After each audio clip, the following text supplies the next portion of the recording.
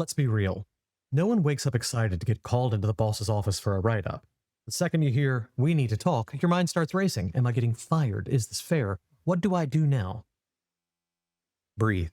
You're not alone in this. Every day, employees across the country face write ups, some fair, some completely ridiculous. But here's the secret: how you respond can make or break your future at that job.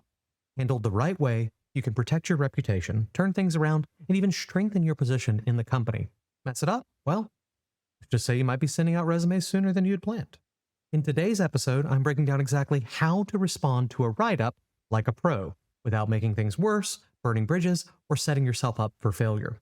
And if you're a business owner or HR professional, stick around. We've covered the employer side of this topic in a previous episode: what to do when an employee refuses to sign a write up. If you haven't listened to it yet, I highly recommend checking it out after this episode, because how your company issues write ups matters just as much as how the employees respond to them. Let's get into it. Before we talk strategy, let's clear up some myths about write ups. A lot of employees think that if they refuse to sign, the write up doesn't count. That's not true. A write up isn't a contract, it's a record. Your signature just acknowledges you received it, not that you agree with it. If they email it to you and you go, got it, that's all you need. It's simply the signature is simply used to acknowledge that you got it. Employers use write-ups for three broad main reasons. One, most common, they want to correct behavior. Maybe you've been late too many times, missed a deadline, or had a customer complaint. The goal here in this is improvement.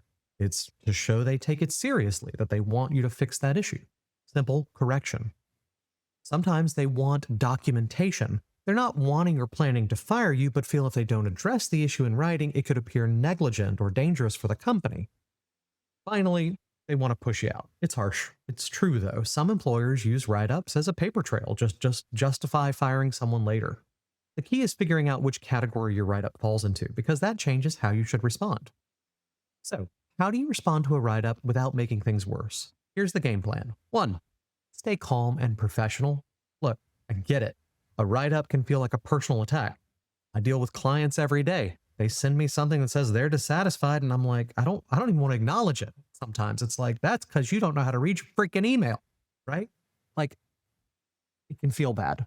Your instinct might be to argue, get defensive, or call out your boss for being unfair, but do not react emotionally. Instead, take a deep breath and say something like, I appreciate the feedback. I'd like to take some time to review this before responding. That keeps you in control of the conversation. If the write-up is vague or unclear, ask for specifics. This is step 2. Can you clarify what specific incidents led to this? What improvements are expected, and by when? And how will my performance be evaluated moving forward? This shows you're taking the feedback seriously while gathering critical information. 3. Write a smart response. If your company allows a written rebuttal, use it. Your response should be professional, no venting, sarcasms, or passive-aggressive jabs, fact-based, stick to the dates, events, and policies, not emotions, and solutions-oriented. Show a willingness to improve if that's applicable. An example would be something like, I acknowledge the receipt of this write-up and appreciate the opportunity to improve. However, I would like to clarify that on date, I was assigned conflicting priorities, which led to the missed deadline reference.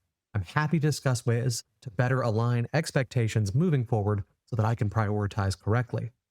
If the write-up is completely false, you can still stay professional. I acknowledge receipt of this document, but respectfully disagree with the characterization of events.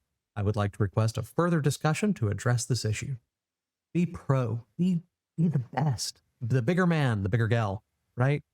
And it's not common that you run into those situations with just complete falsity. Again, in my world of at the CEO level dealing with large clients, like sometimes you get a complaint and you want to just go, this person crazy, right? That the core issue here, the root cause is you crazy.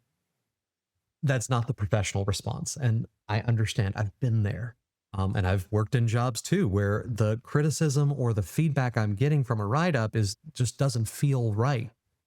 Nevertheless, they've taken the effort to write it down.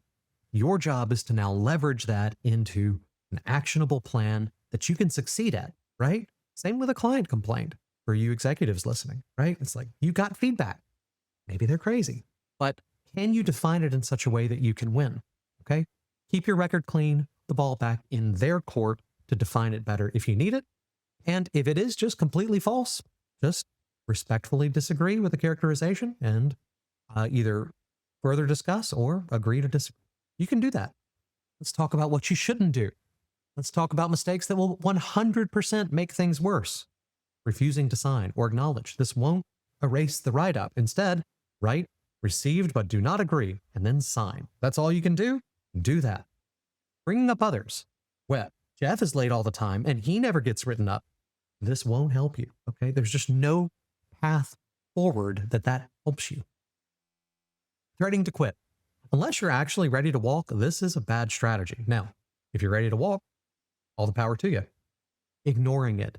If you don't respond, it stays on your record as an uncontested fact. So it's much better to respond clearly and professionally, especially if you disagree.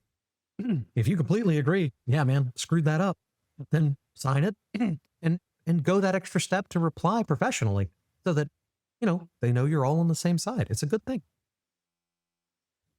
Let's talk about protecting yourself in the long run, the long-term strategies so that if things escalate, you're prepared. Keep a personal record, save copies of emails, deadlines, and any communications related to your performance. Track patterns. If you feel you're being unfairly targeted, document it. If there's a pattern of discrimination or retaliation, you'll need evidence. And know your company policies. If your employer is violating their own rules, you have leverage. And if you're an employer, this is exactly why clear documentation and compliance matters. If you're not handling write-ups properly, you can be opening your business to legal risks. And that's, of course, where people processes comes in. As an employee, I will tell you, it is likely ignorance, not maliciousness, that leads to mistakes, okay? If you've worked in industry long, you know that there's just plenty of room for people screwing up, right? So if you see a problem and you're willing to help your company grow, often they're relatively open if you remain professional in showing why you disagree and any pattern or practice that you're really worried about. For employees, take control of your career. A write-up doesn't have to derail your job, but how you to respond can make or break your future. Don't wing it. Grab our write-up response template now and protect yourself. It's linked in the description below. Drop in your email, you'll get a copy. For business owners and HR professionals, you need to protect your business. A bad write-up isn't just frustrating, it's a lawsuit waiting to happen. If your documentation isn't rock solid, you're handing an employee a reason to challenge it in court. Protect your business. HR mistakes cost real money, compliance failures, wrongful termination claims, reputational damage. Why risk it? If you're a US-based business owner with 10 or more employees, I offer a free 30-minute consultation to help you handle disciplinary issues legally and effectively. Just book a session on my calendar. Thank you all for today, and thank you for turning in to Don't HR Alone. Go out there, have a great day, and get your work done.